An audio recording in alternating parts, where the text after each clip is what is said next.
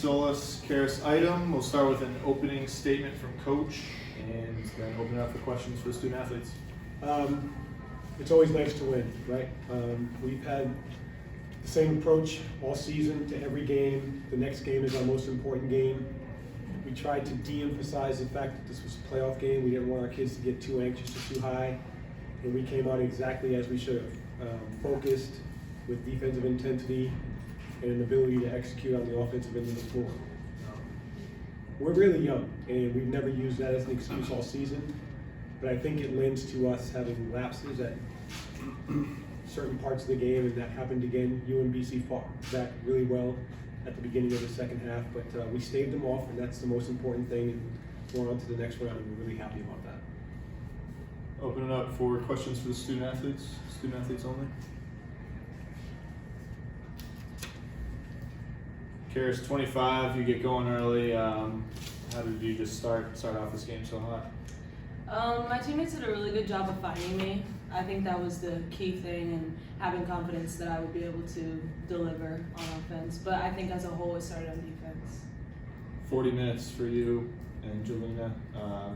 Didn't come off the court. Is that something you're used to now? Yeah, I would say so. Question for both of you players. First, home tournament game, postseason game for either men's or women's program here. What was the mentality going in? I mean, what was the excitement level for you as players being able to host a postseason game? Personally, I think building off of what Coach G said, that we tried to make it as calm as possible, because I think personally in warm-ups, some people were kind of anxious. So I pulled everyone together and said, like, all right, let's treat this like a normal game. Like, we've done this before, we've been here before. The only difference is now we're actually playing for something. And I think since it was our first time being in the playoffs, it kind of gave us the energy to fight as hard as we fought. Personally, for me, it was exciting. I've never been in a situation like this, so it taught me some stuff. When things got tight there in the fourth quarter, I think it was a 1-point game, and then you guys hit a 3 to give you a little bit of breathing room. What was that moment like, though? And that was the first time you really experienced a late game tight situation in a postseason game. What was that like, being in that situation? I think that we just had to make sure, I think it helped us learn how to keep our composure, because honestly, at that point, it was a game of runs. So if we let that hit us and affect us, then it would give them boost to run on us. So I think that we did a really good job of keeping our composure. Okay, we were close, but then we just knew, like, well, we were up by so much at one point that we can get back there. At the point where we were tied, it was mental. We were all tired, but we had to push through.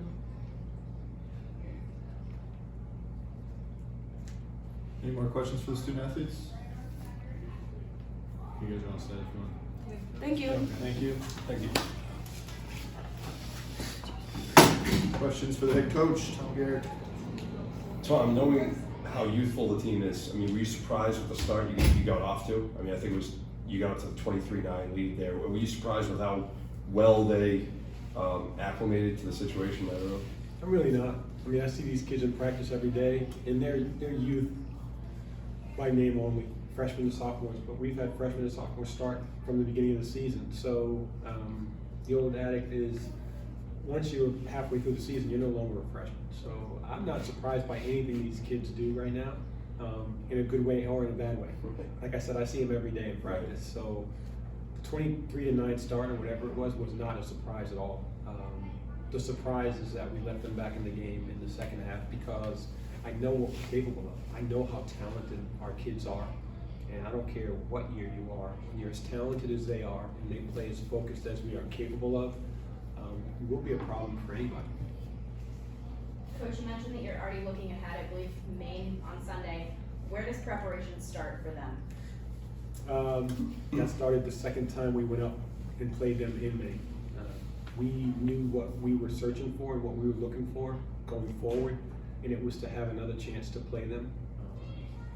We didn't know it would work out this way, but we know that they're one of the better teams in our conference, and to get what we want, we knew we'd have to go through a couple of different teams, and they're one of them. So I'm excited about the possibility. They dismantled us in Maine.